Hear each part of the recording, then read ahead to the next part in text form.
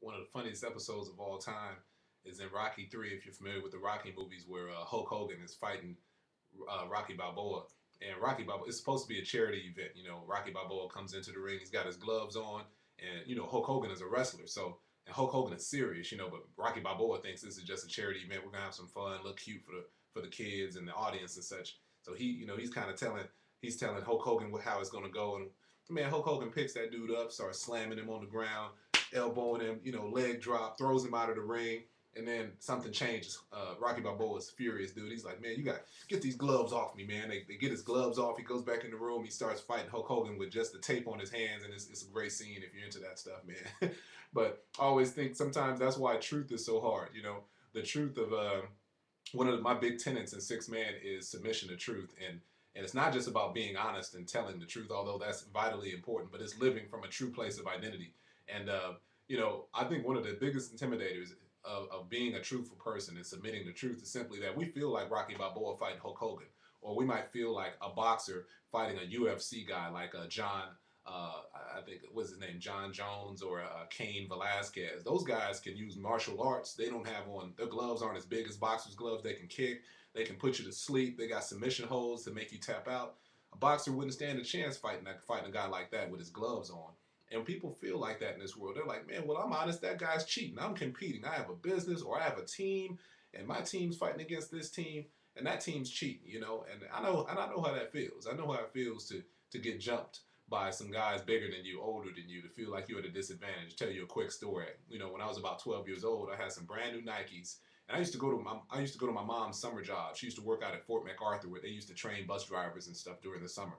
And the CHP worked really closely with them, so they kind of shared the same quarters on the base.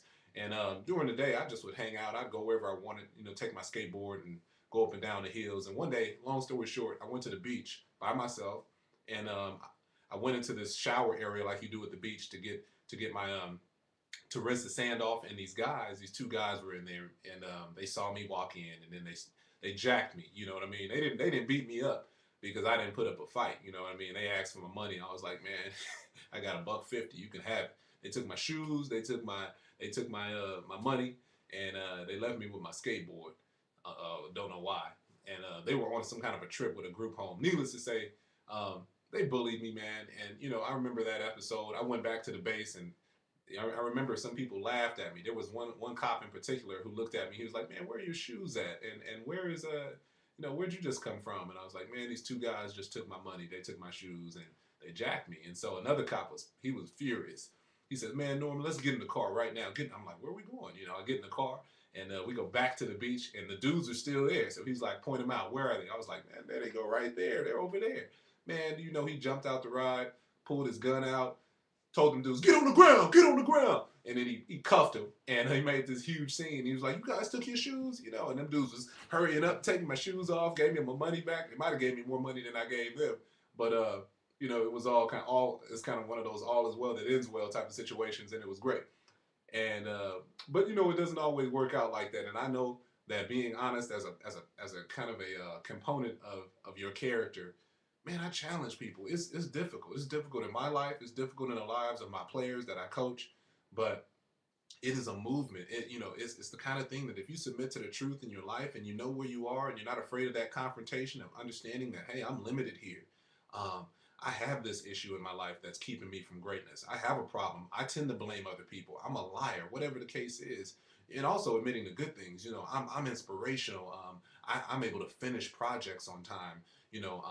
I'm a great writer, whatever the case is. If we submit to the truth, we live from a stronger place that is so much bigger than all of the momentary circumstances, because the world is like, the world is like Hulk Hogan fighting Rocky Balboa in Rocky 3, where, he's slamming Rocky all over the place, or like a UFC fighter fighting a boxer, man. The world feels like that sometimes, but the greatest movements are people who aren't afraid of that disadvantage, who will learn from their past, who will invoke and implement all of the lessons they've learned from life. That's what it means, to have character. It means that you won't compromise despite being overwhelmed or overmatched. Mismatches have been done already throughout history. Mismatches don't mean you lose.